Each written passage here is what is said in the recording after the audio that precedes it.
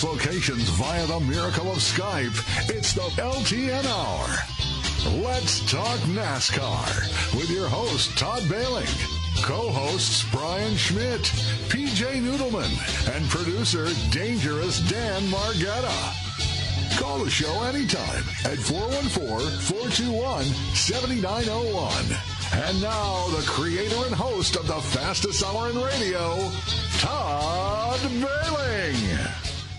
Hey, nice of you to join us. Happy January. The coldest, worst month of the year continues. But hey, we're zeroing in on a early February start, and Daytona is not that far off. Nice to have you. Todd Bailing in sunny but cold Phoenix, Arizona. I'm not looking for sympathy, trust me. Cold is a relative term, isn't it? My three partners, beginning with eastern Wisconsin's own Brian Schmidt out in Utzberg. Hi. Morning. Yeah, it's 30 degrees here. And, hey, we got a full week of racing coming up this week with the Chili Bowl coming on and the Lucas Oil Series starting at the end of the week. So we're turning the corner. There's racing to watch. How much of that is available online? Most Flow. of it? All of it. All of it? All of it is on Flow. Nice. That's the one I pay for. I like that.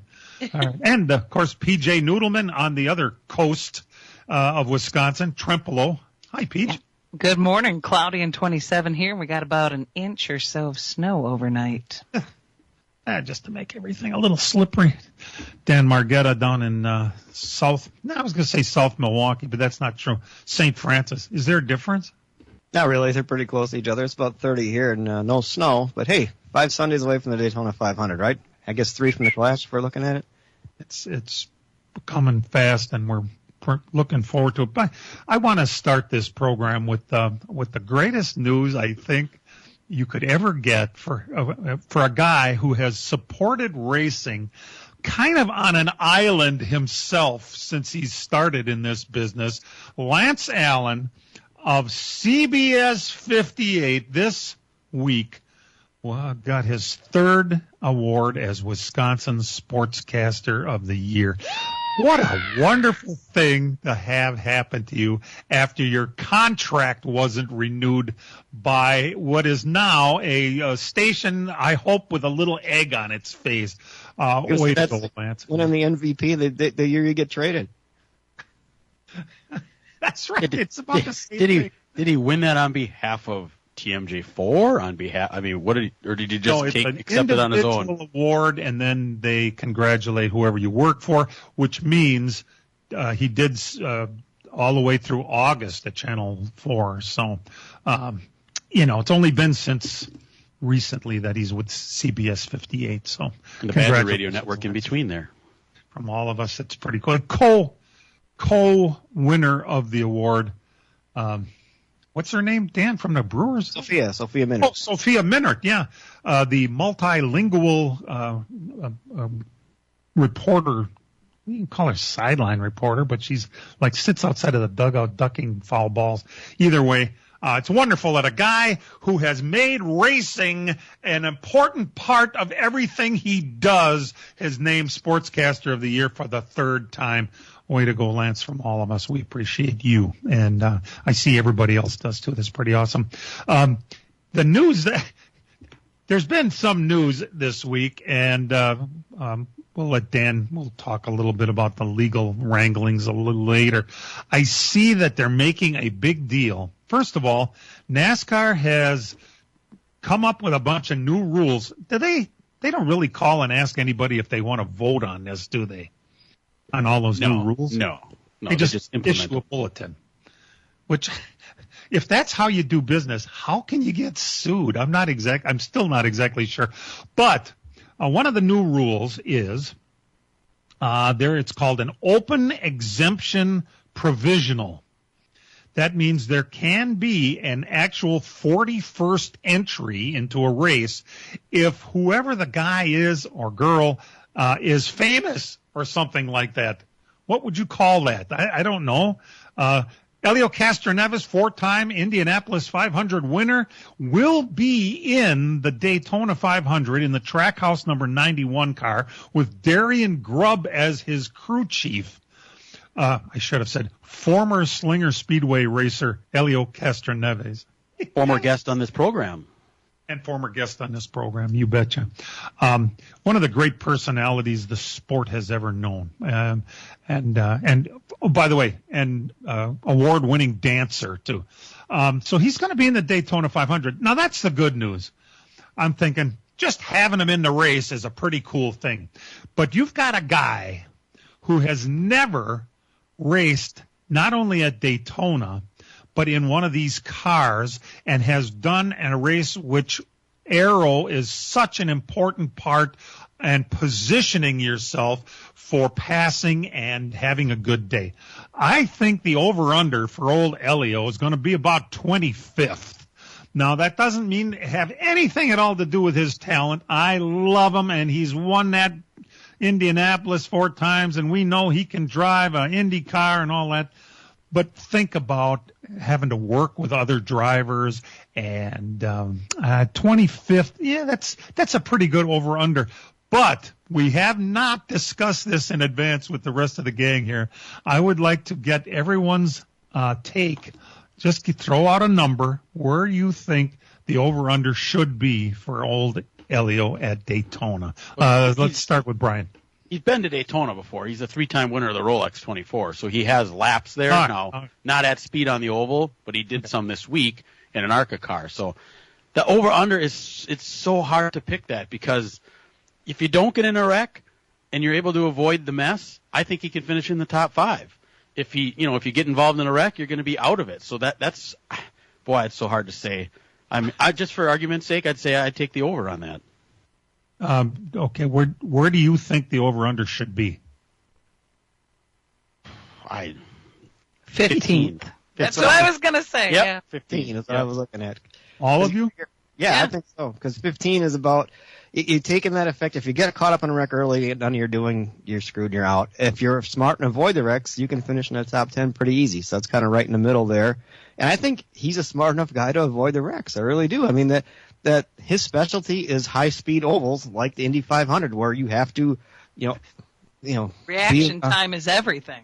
Right, and he's able to be there at the end. That's why he's won that race 4 times. And it's kind of the same deal at Daytona. You got to be smart, and I think he's a smart enough guy that he can avoid the wrecks. If you can see them happening before they are and kind of position yourself to get out of them, you're okay. And I think he's one of the smart guys, not a Charger guy.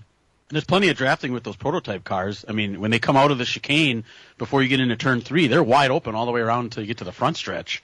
And he spends, many, many hours in those. So yeah, true. And I don't think he's going to have a problem finding a drafting partner, because if people see that he's doing all right, they probably aren't going to be opposed to working with him. Now, when it comes to the final laps, gloves are off. But his teammate partners will be Suarez and Chastain. I mean, now Chastain, he may be showing pretty hard. Now he can handle that.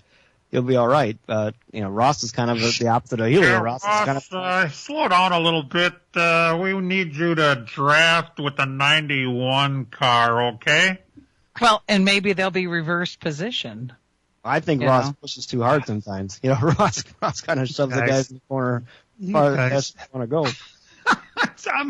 I'm all blown away how you think this is going to be, and I hope I'm wrong too. And he's won an IROC race, according to Paul from Racine. He's won an IROC race, so that's a stock car race right there. And IROC hasn't been around for a long time. True. I think of the 7-time champion who has recently got into these cars and tried to race and has had nothing but bad luck. And here's the thing. You get old habits with the old car. Helio never drove the old car. So he's getting into this car open-minded. I think there's a point where you adapt to these cars better when you did not run the old cars for so many years. And look at the flip side. Jimmy Johnson over to IndyCar and had all kinds of problems on the road course, but when he got to the ovals, he kind of shined. In his Indy 500, he was 12th, but he was leading with a couple with less than 10 laps to go or 15 laps to go. He was leading the race. It makes the 500 that much more interesting. I'll tell you that. Yes, it does make it interesting. I cannot see him finishing the race. Whatever the over/under is, I'm taking the under. I know. I'm very pessimistic about things. We're glad you're listening. LTN will return. As a growing manufacturing company, we needed security solutions. We chose Bonafide because of the services they offer, pricing, and trusted reputation. But it's their outstanding service and support that convinced us we made the right choice with Bonafide. When businesses need security, they contact Bonafide Security Solutions. From locks and alarms to safes and surveillance, we do it all. We are Bonafide. We protect what you value. For your free security survey, call us today or visit bonafidesafe.com.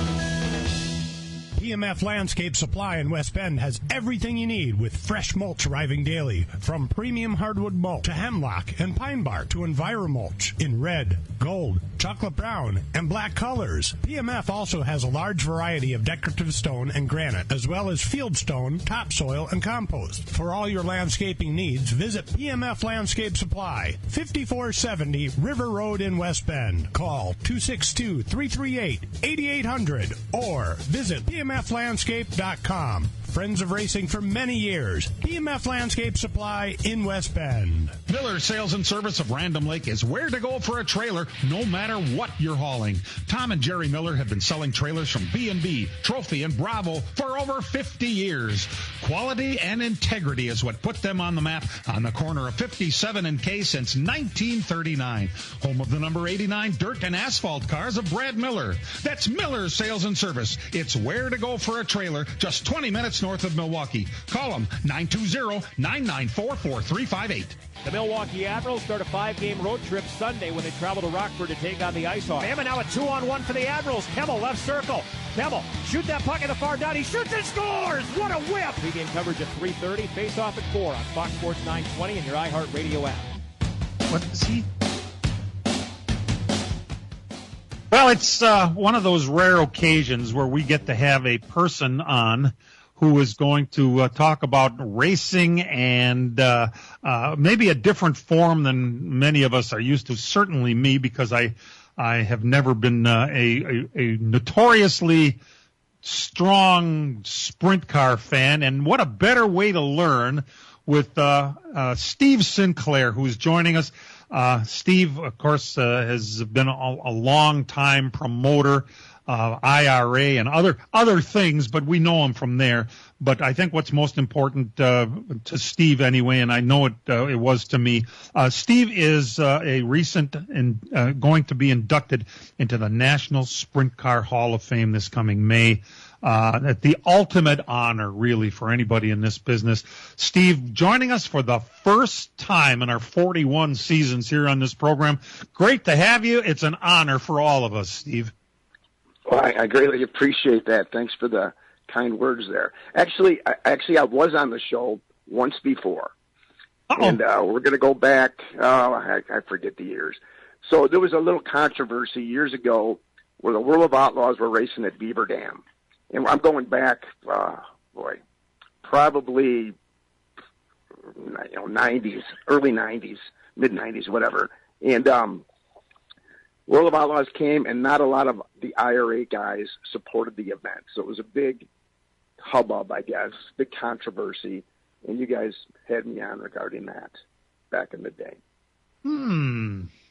Back in the day. All right, well. At my age, I'm glad I remember how to get up in the morning. That's good. Yeah. Brian? So, Steve, give us a little bit of background for those that don't know. You work for K&K Insurance.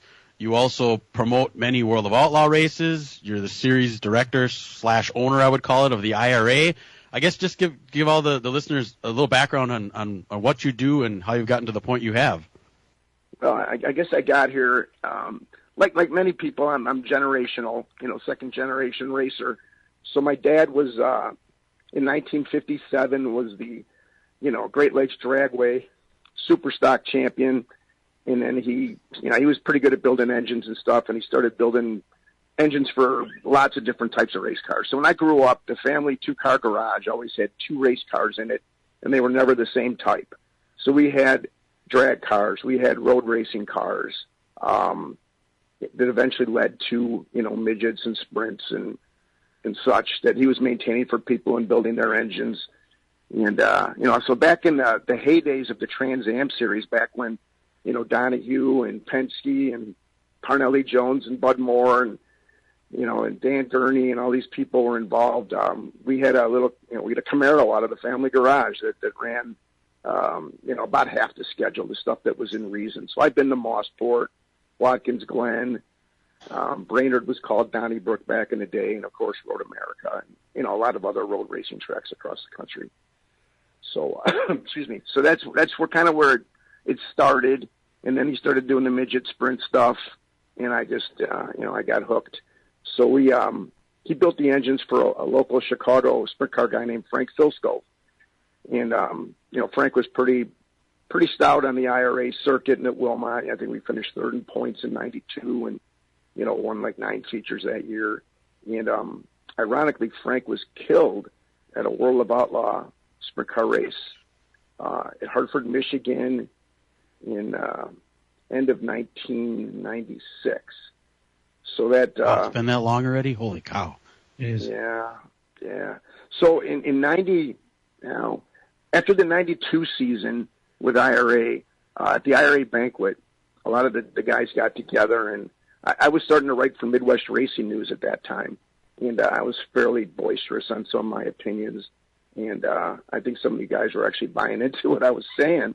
The next thing I know, they cornered me, and I wasn't sure if they were going to beat me up or what was going on. Next thing I know, they recruited me to kind of take the thing over. So back then, IRA was a club, and it was like 1-year terms as president. So I did a year, and then eventually it became 2 years, and after that, the IRS got involved a little bit, and they didn't like our non-for-profit status, so we became a corporation, and so I guess on paper I'm the primary owner of IRA, and I've got some other people, the Tennyson family and Kevin Speece, longtime IRA supporters, are also involved, and that's kind of how it evolved, and I never in my wildest dreams thought it would get to this point.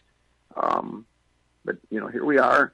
And I did have a pretty good stint where I was part of a company called SLS Promotions, which still exists, but I'm not one of the partners anymore. We're back in from like 2002 to like 2007. We were promoting 25 World of Outlaw events all across the country in a season, plus doing the IRA thing and everything else. So that helped. I met a lot of people during that time, and it's pretty cool to promote races at legendary places like Manzanita and Oklahoma City fairgrounds and stuff. So that helped get the name out there, and I certainly learned a lot from people and tried to apply as much as I could the IRA thing. So you're not a part of SLS Promotions anymore, or you are? No, I haven't been for years. However, I am involved in the Plymouth World of Outlaw race this year. Okay. I mean, we're all buds. Me and Scott are buds, and they were traveling far across, they were going more places than I could do, just trying to do IRA at the same time. My heart's kind of with the IRA thing, so it might have been the best financial decision, but that's where my heart was at. So your day job then is part of K&K Insurance. So I guess tell the people a little bit about what you do as far as the insurance side and visiting racetracks and making sure the safety is up to standard for all these places. So yes, my day job that pays the bulk of the bills is with K&K, and I am what they call a field underwriter. So my job is to go out to these tracks about every 3 years and just take a look and make sure that things are somewhat up to guidelines, fencing and cables and grandstands, and it's most of your claims at a racetrack, driver stuff is expected. We all know it's risky and things are going to happen that way, but it's the liability claims that you got to try and avoid, and it could be something as much as somebody tripping on a bleacher board, or you got a bunch of potholes in a parking lot. Those are the things that are going to eat you up. It's not really the racing as much as it is the clumsy stuff. So and that can happen even at the best of places. But try and go out there. Steve Sinclair, he's the promoter for the IRA, and there's lots more to talk to you about, Steve. I hope you can hang in through the break. Certainly. Thank you. All right. We'll be back with Steve Sinclair right after these. From From racing engines to street engines, long blocks to turnkey packages, or complete custom engines. Just ask and Wagner Automotive can fill your needs. All backed by many years of racing experience. These years of experience have provided reliability and performance that customers need to win races. Wagner's has been building championship winning engines for top teams from NASCAR to short tracks in your backyard. This expertise has carried over to street engines they supply to top custom car builders. The Wagner Company, in the heart of Wisconsin, is outfitted with the state-of-the-art machinery necessary to design, manufacture, build, and test custom engines and their accessory parts. Dyno services are independently available for anyone needed to test their engine. Wagner's Company can also provide you or your company with production CNC machining or welding services. All your questions and requests are handled personally by Casey Wagner. Just give us a call at 920-394-3557 or visit our website at WagnerAutomotive.com. The checkered flag is waved over the racing season at the Fair Park in Plymouth. Congratulations to the champions, Brad Miller, Will Source, Travis Schmidt, and Ben Schmidt. Plymouth Dirt Track Racing thanks all the drivers and pit crews for their ongoing dedication. The loyal, dedicated track workers are the best at what they do every week. A big thank you also to the many businesses for their sponsorships, and of course the fans who make it all possible. The green flag will wave for another season next spring. We'll see you there. Miller Sales and Service of Random Lake is where to go for a trailer, no matter what you're hauling. Tom and Jerry Miller have been selling trailers from B&B, Trophy, and Bravo for over 50 years. Quality and integrity is what put them on the map on the corner of 57 and K since 1939. Home of the number 89 dirt and asphalt cars of Brad Miller. That's Miller Sales and Service. It's where to go for a trailer, just 20 minutes north of Milwaukee. Call them 920-994-4358. The Packers are the 7th seed and head to Philly for a first-round playoff matchup Sunday with the Eagles. Doug Russell is live from the Potawatomi Sportsbook at 11 a.m. Kickoff at 3:30 on your home for the Green Bay Packers. 97-3 The Game. Take the Packers in the points. We're talking to Steve Sinclair, noted insurance salesman. I'm sorry, that just seemed to fit. Long-time promoter, open wheel racing, and this is apparently the second time we've had him on. The first time was about 30 years ago from what we're figuring out here. Yeah, it's been that long. You go back that far, and it's hard to remember all how many years this program's been on the air. But hey, Steve, the world of sprint car racing has never really been on a bigger stage than it is right now. I mean, with the World Outlaws and now the High Limit Series coming in, and you had guys like Larson and Bell and these guys that have jumped over to the asphalt side and become superstars there. And the IRA, the series you own here, is kind of probably one of the best regional series I think in the country with the drivers that support it, and that is having these two big these two big stage series like the Outlaws and the High Limit Series. Is that good for a regional series like the IRA? Yes and no. From an attention standpoint, certainly. Trying to put a schedule together, no. So I'll give you an example. So IRA, we've got guys, 2/3 of the teams, let's say, are from Wisconsin.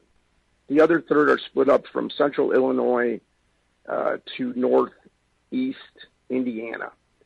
And when you're trying, so that's a pretty big region, and it's just impossible to avoid some conflicts. So we sit down obviously when the Outlaws come to town, and our guys support them. When they're at Plymouth or Beaver Dam or wherever, right? And then, but it's hard to do that when they're at Butler, Michigan, and I've got teams that are based there, or they're at Granite City, Illinois, and I've got teams that are based there. So putting a schedule together was no fun this year. It was the most difficult thing I've been involved with in my 33rd year of doing that, and it's complicated. I still didn't release the full thing. It's coming out Wednesday, and it's just we still have. I've got to get 25 shows in, so we schedule like 32. I got to get 25 in to keep our sponsors happy before they start, taking away, or doing a ratio on my, what cost is per event and stuff. We don't want that to happen. So the biggest challenge comes with when the Outlaws are nearby, you don't want to run an IRA show against them, correct? Is that what you're getting at? Correct. So the things you have to think about is, work days off. Okay, so this year High Limit's coming to 141 Speedway on a Tuesday. Then they're going to Red Cedar Speedway, which is way up in Menominee, on Wednesday. And then Friday, the World of Outlaws start the very same week. Tell me there's not a little competition there. But Friday at Plymouth, Saturday at Beaver Dam, Sunday at Angel Park. So if you're doing that weekday stuff, it's potentially 4 days off of work, right? And the drivers always figure out a way to get off. It's the crews and stuff, right? And it's also nights on engines. So your typical 410 engine, a guy will run between 15 and 20 nights. Well, if they're doing that whole 5-day swing, that's a lot, and it just ate up a lot of vacation days. So I'm trying to put a similar schedule together with similar amounts of dates, but it's going to look a lot different because there's going to be big gaping holes in it. And if you're looking at it, you're thinking, well, why are they off for these 2 or 3 weeks? Well, it's because the Outlaws are in the area, and we've got to support it. The Outlaws and High Limit both only come with half the cars. The other half are going to be made up of local guys. So we don't put points to them or anything, but we certainly stay off of them, and guys that want to support them will. And it's got to the point now where everybody needs cars, so some of these guys will get paid to support them, which is kind of nice. But so you think the platform we have now with both the World of Outlaws and the High Limit, you think this is sustainable? I mean, late models have been doing it for years. I'm a late model guy. I got a late model background. Lucas Oil and World of Outlaw have coexisted now for almost 20 years. Do you think this is something that's going to be able to be sustainable, where you have these 2 top-tier series, and then you have this large gap all the way down to where you have the regional series? You don't have that middle, like you had the All-Stars for all those years where people could go and jump on that. I mean, is this a sustainable platform? I don't know. I'm concerned. And what I'm concerned about is there's outside money coming in. Back in the day, we all grew up where the event had to pay for itself. There had to be X amount of people in the stands. They have X amount of sponsorship, combined, and the event had to pay for itself. You've got all this outside money coming in, and the streaming thing is it's so different. I'm still trying to figure it out. We're on the Flow platform, but the World of Outlaws own Dirt Vision, so that's a whole different, it's a whole second deal there. But I don't know. It's not the same, and it's certainly not as much fun as it used to be. But it sure is bringing a lot of attention. Our crowds are good. And you never know who's drifting in on any given weekend now. However, some of those regional guys that were guys that would drift in on occasion and would just chase money, they're now kind of getting on board with, either series, because both series are scrambling for cars. So it's interesting, but I'm not sure about the sustainability. That is a concern. Absolutely. Can you see the All-Stars coming back to the form where they were before? I mean, those All-Star versus IRA events that we had here when they made the tour around here, I mean, that was great stuff. And it seems like there's a little hole without having that. And I see they're coming back this year, primarily hanging out in the Ohio, Pennsylvania area. But have you talked to them? Is that something in the future we may see come back? Oh, yeah, we talk all the time. And they're on the Flow platform as well. High Limit probably owns, I shouldn't say owns, but they control the All-Stars because they had the name. So when Rich Farmer, who owns the Fremont Speedway, wanted to bring him back, he had to, pay High Limit for the use of the name. And it's more of a IRA type of series with the famous All-Star name attached to it for now. And we'll see where it goes from there. But, those co-sanction races, I'm not even sure if you guys know this. So because of the relationship with Tony Stewart owning the All-Stars back in the day, and Tony would come up and race IRA races and some of those co-sanction races at Plymouth and Wilmot and Dodge County and other places. He really liked coming up here and racing the sprint car. But because of that relationship and I guess hearing me on the radio, so when he was a big part of that SRX deal, the last year of the SRX existence, he actually called me up. I was the race director. So a sprint car guy was the race director for SRX in their final year, which I thought was kind of interesting. And it was an awesome experience for me. This is Steve Sinclair, in case you don't recognize the voice. He's the longtime promoter of IRA and has had his world basically revolve around sprint car racing for his whole life. And be going into that National Sprint Car Hall of Fame in Knoxville coming up in May 31st. So it's a pretty great day. We're going to sneak away for another break. We're glad you're tuned in. Steve will be back with us right after these messages. As a growing manufacturing company, we needed security solutions. We chose Bonafide because of the services they offer, pricing, and trusted reputation. But it's their outstanding service and support that convinced us we made the right choice with Bonafide. When businesses need security, they contact Bonafide Security Solutions. From locks and alarms to safes and surveillance, we do it all. We are Bonafide. We protect what you value. For your free security survey, call us today or visit bonafidesafe.com. PMF Landscape Supply in West Bend has everything you need with fresh mulch arriving daily. From premium hardwood mulch to hemlock and pine bark to EnviroMulch in red, gold, chocolate brown, and black colors. PMF also has a large variety of decorative stone and granite, as well as field stone, topsoil, and compost. For all your landscaping needs, visit PMF Landscape Supply, 5470 River Road in West Bend. Call 262-338-8800 or visit PMFlandscape.com. Friends of racing for many years. PMF Landscape Supply in West Bend. Miller Sales and Service of Random Lake is where to go for a trailer, no matter what you're hauling. Tom and Jerry Miller have been selling trailers from B&B, Trophy, and Bravo for over 50 years. Quality and integrity is what put them on the map on the corner of 57 and K since 1939. Home of the number 89 dirt and asphalt cars of Brad Miller. That's Miller Sales and Service. It's where to go for a trailer, just 20 minutes north of Milwaukee. Call them 920-994-4358. Sunday, the Packers are in Philly for a first-round matchup with the Eagles. Doug Russell is live from the Potawatomi Sportsbook at 11 a.m. Kickoff at 3:30 on your home for the Green Bay Packers. 97.3 The Game. We are lucky enough to have Steve Sinclair on the program. Something to do in the off season, talk about what's coming up this year. And Steve, it's always great to have you. It's second time. I'm thrilled. Dano, you got something for him? Yeah, I think the big announcement this season, or the biggest thing that stuck out on the schedule that came out, was the World of Outlaws returning to Plymouth on June 6th. I mean, it was, or actually not returned, but coming to Plymouth. You know, they've had some great sprint car races at Plymouth. I think back of the Tony Stewart versus Bill Baylog races are probably some of the best sprint car races I've ever seen there. I think that's going to be a big deal this year, Steve. I know it kicks off your 3-race weekend with Plymouth, Beaver Dam, and Sun Prairie. I think as a talk about that a little bit. How did it get the World Outlaws back to Plymouth? How did that come about? Well, Scott Boyd, who is he's one of the SLS partners. He's the Beaver Dam owner. And I think knowing that Beaver Dam was going to go on the market and be for sale, I think Scott was wise enough to start getting some contacts with other local tracks to potentially replace the Beaver Dam dates in the future. So, Plymouth and Angel Park are the two closest tracks in proximity to Beaver Dam, and it's already got a market for it. And IRA's built a pretty good fan following at both as well, so it made sense. And I think we should pretty good, field of cars for the events when they come back here because of the 3-race stretch.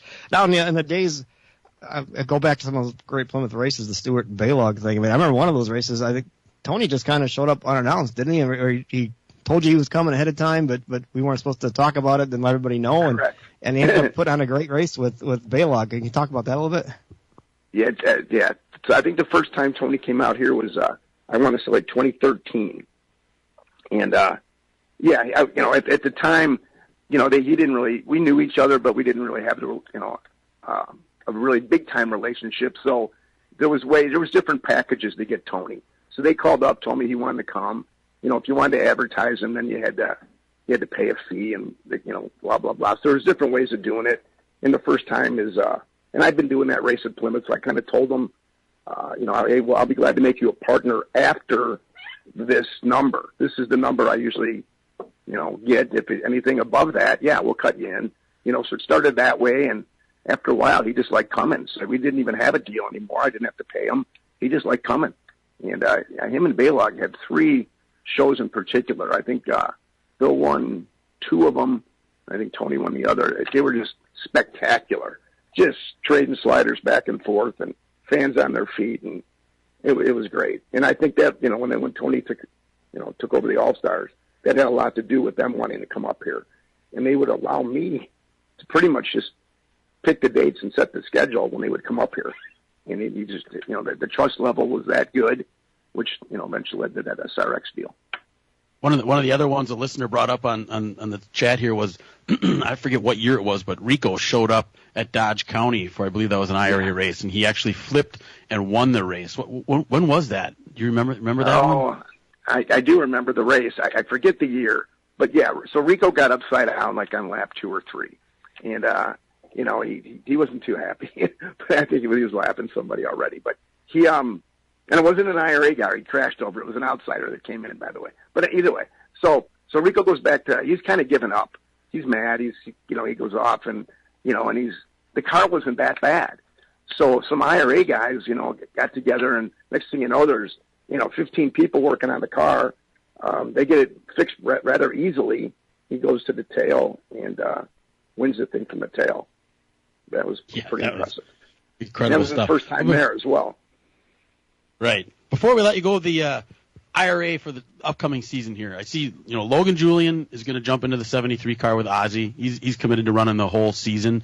What else do you have out there as far as rookie guys that are going to come out, guys that are going to return? What's the 2025 season looking like for the IRA? Well, I think it's pretty good. I think most guys, to my knowledge, are coming back. Rookie-wise, Tim Heddy Jr., Rod Coburn's son, Tommy is coming on board. Max Guilford from New Zealand, who won a race at Beaver Dam last year. He's taken over the ride that Tyler Rankin drove last year. So that car's based in Northeast Indiana, and they've committed to do the whole deal. So there's a Rookie of the Year contender as well as a championship contender. Scotty Brody out of Minnesota, I think he's going to be around for a bunch of it, and Alex Pekorski is going to move up from the 360 level and race at least 80% of the schedule. And and most of our guys are back. You're Scotty Neitzel's and Chris Spitzes and Danny Schlapers and Jordan Goldsberry and Austin Hartman, Jake Blackhurst, Tyler Braybatt. They're all back. So I think we're in pretty good shape. The only one we really haven't heard from is the defending champ, Scotty Thiel. And I'm good friends with him, and I haven't heard anything out of him either, and you haven't either, I assume.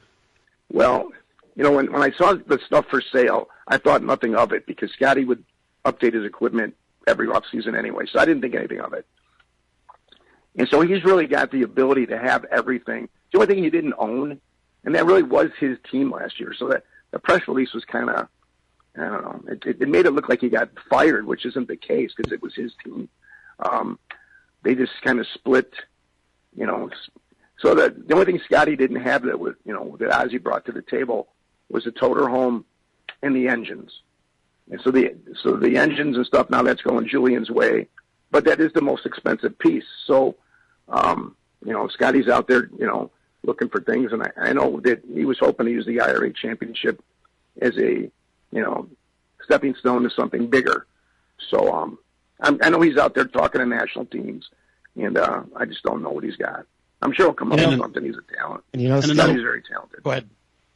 Stephen, finally, before we let you go here, we got to say congratulations to that National Sprint Car Hall of Fame election. For all you've done in the sport and all the aspects you've involved from pretty much everywhere, at any place, way to go to a race or be a part of a race, you've been a part of it. To be elected into that, I think it's got to be something special. Congratulations, Zach. Can you just talk about what that means? Oh, I can't even begin to tell you how much it means to me. I kind of, I knew I was a finalist the last several years, and then when it doesn't happen, you kind of think, maybe your day has passed. And when the phone rang this year, it didn't even dawn on me what they were calling about. So Bob Baker from the Hall of Fame called, and he just asked me what I was doing. I said, hey, I'm working on my schedule. And he says, well, you might want to consider leaving May 31st off. And as soon as he said that, boom, I knew. And so I knew going into PRI, but I wasn't allowed to tell anybody. So it was really difficult walking around PRI with that secret. But I am just tickled, and I'm most proud of the fact that IRA, and we're a regional deal. A lot of regional people don't get in. Joe Rowe probably deserves to be in as a driver, but again, it's tough to get a regional guy in there.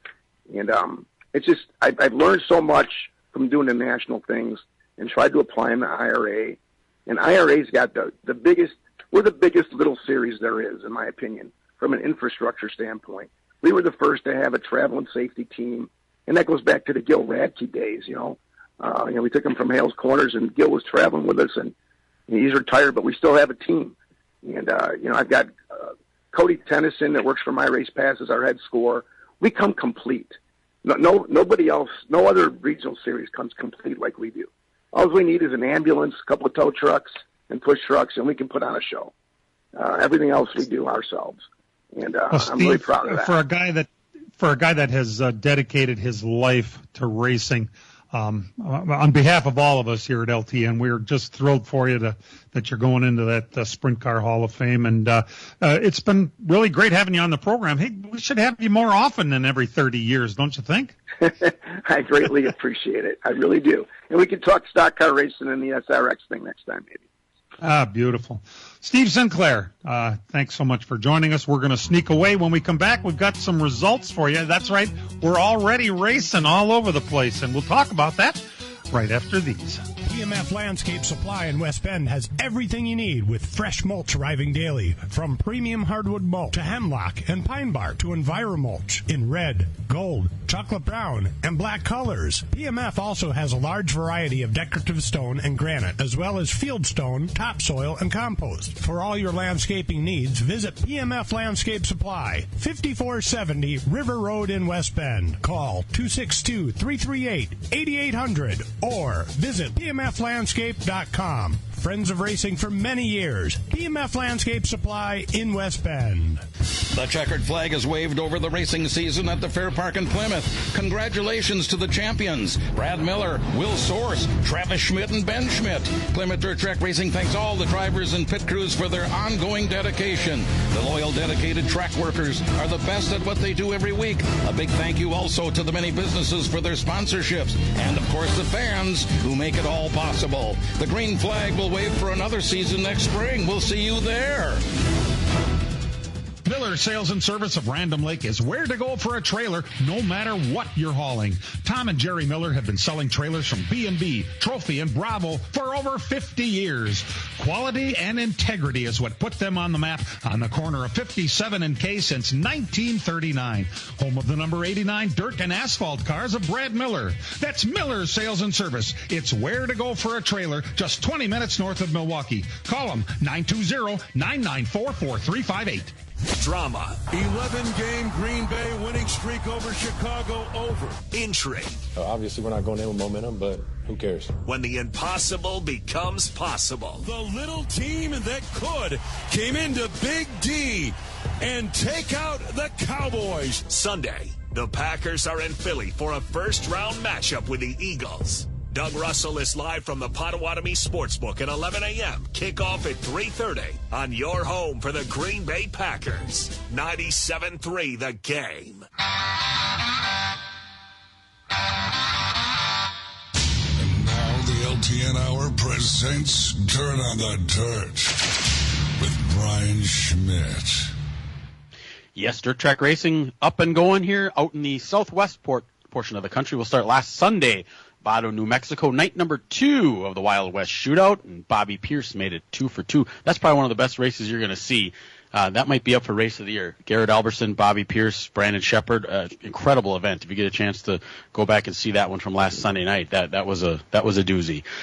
Fast forward to Wednesday, Vado was postponed because it was ridiculously cold out there, but they did get the IMCA TV Winter Nationals underway in Casa Grande, Arizona at the Central Arizona Raceway. 81 IMCA mods show up down there for that. Luke Silber was your night number 1 winner. IMCA stock cars went to Braden Richards. Thursday night, they were going to make up Wednesday night's portion at Vado, but they got 3 inches of snow and had to cancel the event for that night. They did race at Casa Grande for night number 2 of the IMCA TV Winter Nationals. Ethan Broxma was your modified winner. The stock cars went to Todd Heinrich. Friday night, they got the snow melted, and they got back to racing in Vado. For the 19th Annual Wild West Shootout, $10,000 to win. Garrett Alberson was your winner, and the modifieds went to Kyle Strickler. Casa Grande, night number 3 of the IMCA TV Winter Nationals. Chaz Baca was your modified winner, and the stock cars went to Dallin Murdy. Last night, Vado, New Mexico, Another $10,000 to win for the super late models. Bobby Pierce made it 3 of 4 for the weekend, picking up the win. Dustin Sorensen got the win in the modifieds. And in Casa Grande, for the IMCA TV Winter Nationals, Ricky Alvarado got the win in the modifieds. The stock cars went to Braden Richards. That is everything for this week. The Wild West Shootout wraps up today out at Vado Raceway Park. The IMCA TV Winter Nationals will continue on next week at Casa Grande, Arizona. Lucas Oil 8 Model Series will get their season started. It has been pushed back now. They were supposed to practice on Wednesday, start racing on Thursday, but the ridiculously cold weather in the southeast, they've moved everything back. They're going to practice on Thursday, and they're going to open up their season on Friday down in Brunswick, Georgia. And, of course, as we mentioned earlier, the Big Chili Bowl Nationals will get underway this week. They practice today. And they start racing already on Monday. There are 7 NASCAR Cup Series drivers that are registered for the event. Kyle Larson, Kyle Busch, Christopher Bell, Ricky Stenhouse Jr., Ty Gibbs is going to be in this race, J.J. Raley, and Josh Bilicki. Our own Josh Bilicki will be down there. Ben Schmidt, the champion of the 360s at Plymouth, is also entered in that event. So that is always an incredible race. I believe there are 347 entries. So must-see TV starting tomorrow night. Do we know what nights people run yet, or they've skipped those? That list is out there. I don't have it in front of me, but it is all the different 5 nights of when they're going to be running. So it's out there. You can check it out online. And how that works? Each night is like their own separate event, right? And you have to qualify, or you have to finish in the top so much in the feature top 3. I think the winner, first and second are automatically into the A main, and then they put you alphabet soup wise all the way on down. I think Ben Schmidt is running Friday night, I want to say. But it's listed on there. If you go to the Chili Bowl's website, it has a listing of when everyone is running each individual day. And on the asphalt side, not a lot going on, PJ, right? Not a lot going on, but the ASA Stars Tour has announced more of their drivers. We'll just kind of recap where we're at with that. So far, we have 10 cars committed to run the entire series, which includes 2 dates up here in Wisconsin at Madison and at Slinger on Father's Day weekend. So Billy Van Meter with Van Dorn Racing is committed. Austin Nason out of Illinois, once again, going to run the whole tour. Derek Thorne will be back, this time with Highland Motorsports. Chase Pisanault will be there with Carson Hocevar Racing. Rhett Jones Racing will have a car. They haven't officially announced anybody. We'll see. Cole Butcher, Gavin Boschel, they're both going to be running Donnie Wilson cars. And then Donnie Wilson has another car. I was just texting with Danny Fredrickson to see if his son Ty would be filling that 3rd seat. He says no, it was too much money. They're going to try to run independently with their own equipment. So we'll see. He did say it was probably going to be George Phillips. So I'm just throwing that out there. Dawson Sutton will be back with Rackley War. That's his family's team and big sponsor for the ASA Stars Tour. And then if you missed it, Bubba Pollard has signed the contract. He will be running the full ASA Stars National Tour. And I had Marty Mello, we had him on here last week, but I also had him on my Racing Nuggets podcast and talked to him quite a bit about that. Sounds like there's actually going to be 13 cars so far, at least when we recorded, that will be committed to the ASA Stars Tour. They put a lot of effort and money into it, so we'll see how that all pans out. It looks like it's going to be something to definitely keep an eye on. Yeah, I think so. I think it's kind of cool to have that. Those cars are going to come to every event, especially when they come up here on the northern swing with Madison and Slinger, because that's kind of a drive for a lot of those guys, and it was always kind of iffy how many of those guys would actually make that trip up here. But if they're locked in it and part of this deal, I think that's great for all around, because you know what you're going to get when they come here. And I look at those races. The Madison race was pretty decent last year, and now Slinger being on the deal. This is a great way to prepare for the Slinger National. So you might see a lot of cars just pile on that one. I think so too, and I think we're going to see a lot of really great locals really playing a big role as spoiler when they come up here. Bubba Pollard has run, obviously, at Madison and Slinger, for that matter, with some success. So we'll see what he's got up his sleeve for this year. And again, we're still kind of waiting to see if Anthony Campy Racing is going to throw their hat into the ring for the Stars National Tour, and if we'll see Stephen Nasse teamed up with them or independently. We'll see. I don't think Nasse will do it independently. He's going to need to have a team to run with. So we shall see. We'll be back after these messages. From racing engines to street engines, long blocks to turnkey packages, or complete custom engines, just ask and Wagner Automotive can fill your needs. All backed by many years of racing experience. These years of experience have provided reliability and performance that customers need to win races. Wagner's has been building championship winning engines for top teams from NASCAR to short tracks in your backyard. This expertise has carried over to street engines they supply to top custom car builders. The Wagner Company in the heart of Wisconsin is outfitted with the state-of-the-art machinery necessary to design, manufacture, build, and test custom engines and their accessory parts. Dyno services are independently available for anyone needed to test their engine. Wagner's Company can also provide you or your company with production CNC machining or welding services. All your questions and requests are handled personally by Casey Wagner. Just give us a call at 920-394-3557 or visit our website at WagnerAutomotive.com. Miller Sales and Service of Random Lake is where to go for a trailer no matter what you're hauling. Tom and Jerry Miller have been selling trailers from B&B, Trophy, and Bravo for over 50 years. Quality and integrity is what put them on the map on the corner of 57 and K since 1939.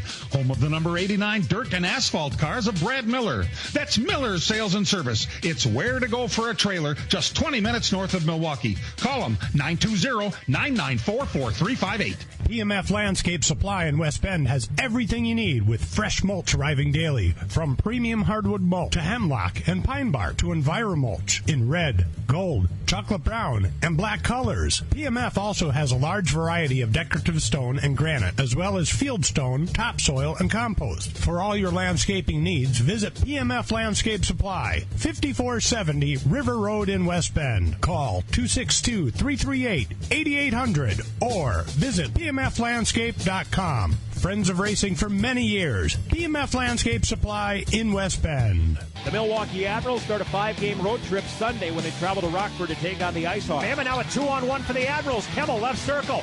Kemmel shoot that puck at the far dot. He shoots and scores. What a whip! Pre-game coverage at 3:30. Face off at 4 on Fox Sports 920 and your iHeartRadio app.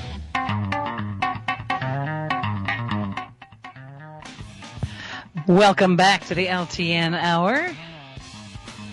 Got a few little nuggets left to share yet this afternoon. So we'll head over with Dan and Brian to chat a little bit about the legal update with NASCAR. We kind of touched on that at the start. Yeah, not much happened this week with that. I mean, the motion to dismiss was denied. You know, NASCAR filed the motion, says dismiss this whole thing, and the judge said no, it's going to continue on. So that's kind of where that stands now. There's still appeals and all that out there to be heard, but that's kind of where that sits as we go into the new year. A lot of big things happening this week was, you know, a lot of new rules that NASCAR announced, and we mentioned the one with Helio Castroneves and the provisional he has. Mm-hmm. They also modified their waiver deal where if you get a waiver, a playoff waiver for something that's not medical, I guess apparently a birth of a child counts under this too as well, that is medical. But if it's anything like Kyle Larson running the Indy 500 and missing the Charlotte race, if they grant you that waiver for something like that, you're going to lose all your playoff points up until that point to start over. That's kind of a big whack at that. And it's kind of funny because on one side we said, well, we'll take drivers from other series. You know, if you're pretty famous in the Indy cars or F1 or IMSA, come and run our races, we'll give you a spot. But if one of our guys is over there, one's one of your races for publicity, boy, we're going to hammer if they don't make their schedule start. That one smells, in my opinion, doesn't it? No kidding. I mean, I don't know. I don't like that one. No kidding.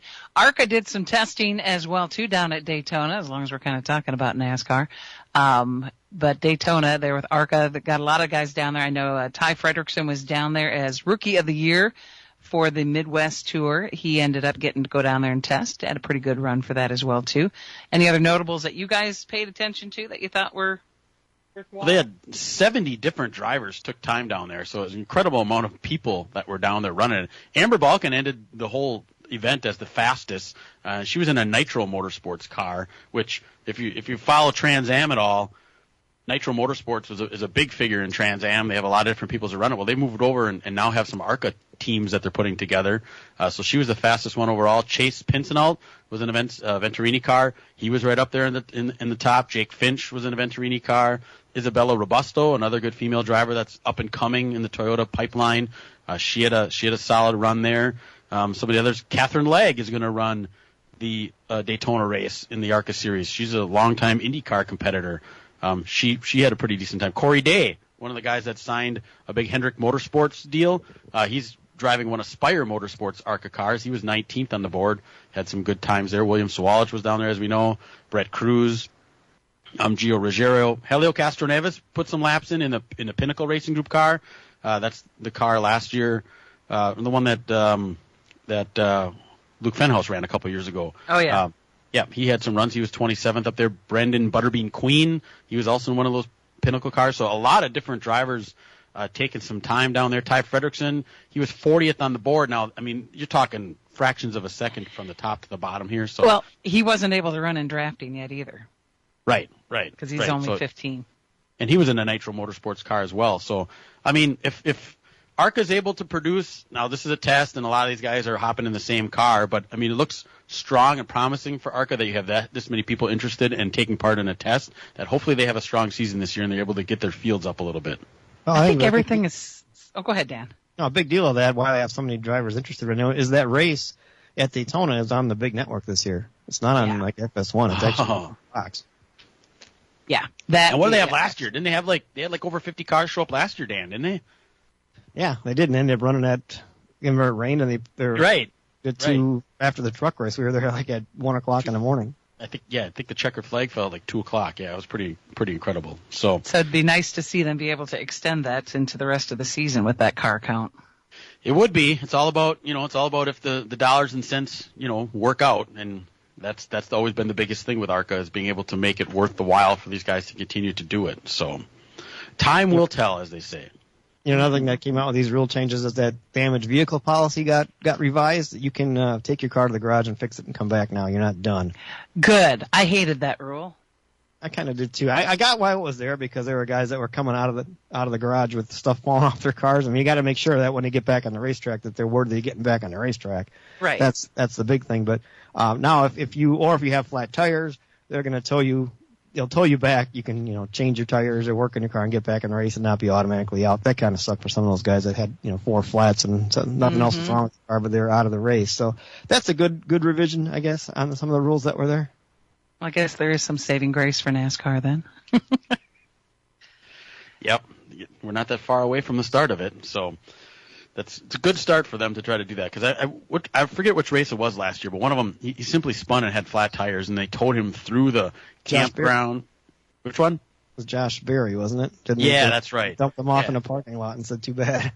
Yeah. You just can't have that. I mean, this is multi-million-dollar sponsorships you have on there, and a guy spins out in the first lap and his car is parked for the day. That doesn't make financial sense for the teams. Right. Indeed. So are you? And again, you guys are not going to be down there in Daytona, are you? I will be. Brian will be.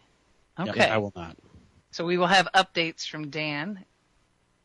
Yeah, I'll be down there. Of course, the schedule as far as the local races in New Smyrna kicks off on Tuesday with the Stars race. I'm leaving Wednesday, so I won't make that one.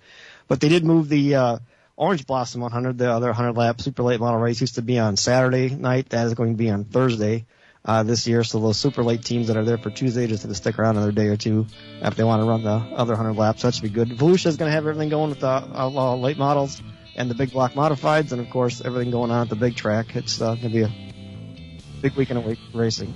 Yeah, the off season's not so much off anymore, is it, guys? Not really.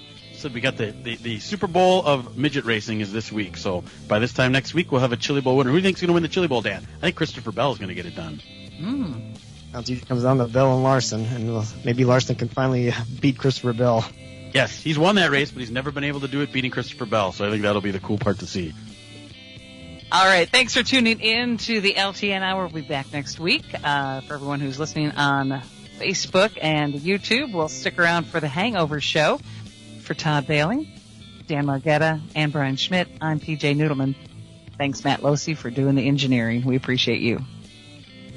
This program has come to you live from multiple locations via Skype. Any and all comments expressed on this show do not necessarily express the opinions of this station, its employees, or advertisers. Your comments are always welcome at mail@ltnradionetwork.com. Find us at facebook.com/LTN Radio Network. And thank you for your support since 1985. Tune in again next Sunday morning at 10 a.m. Central Time for the LTN Hour on the LTN Radio Network.